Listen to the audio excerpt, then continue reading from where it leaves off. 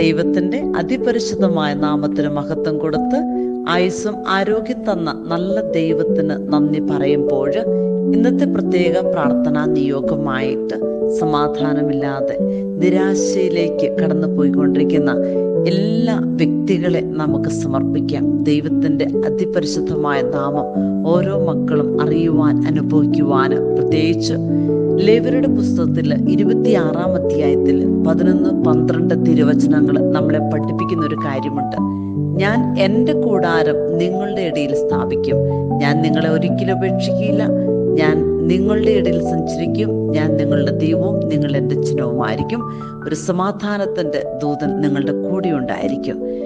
യശോ വചനത്തിലൂടെ നമുക്ക് ഉറപ്പ് തരികയാണ്, ഒരിക്കലും ഉപേക്ഷിക്കാത്ത, നമ്മുടെ കൂടെ യാത്ര ചെയ്യുന്ന, നമ്മുടെ കൂടെ ആയിരിക്കുവാൻ കൊതിക്കുന്ന ഒരു ദൈവത്തിൻ്റെ സാന്നിധ്യം നമ്മുടെ കൂടെയുണ്ട്. ആ ഒരു സമാധാനം നമുക്ക് ഓരോരുത്തർക്കും അനുഭവിക്കുവാൻ ഹൃദയമാകുന്ന വാതിൽ നമുക്ക് ഈശോയ്ക്കായിട്ട് വിട്ടുകൊടുക്കാം. നല്ലൊരു ദിവസം നമുക്ക് ഓരോരുത്തർക്കും ദൈവമായ കർത്താവ് പ്രദാനം ചെയ്യട്ടെ എന്ന് നമുക്ക് പ്രാർത്ഥിക്കാം.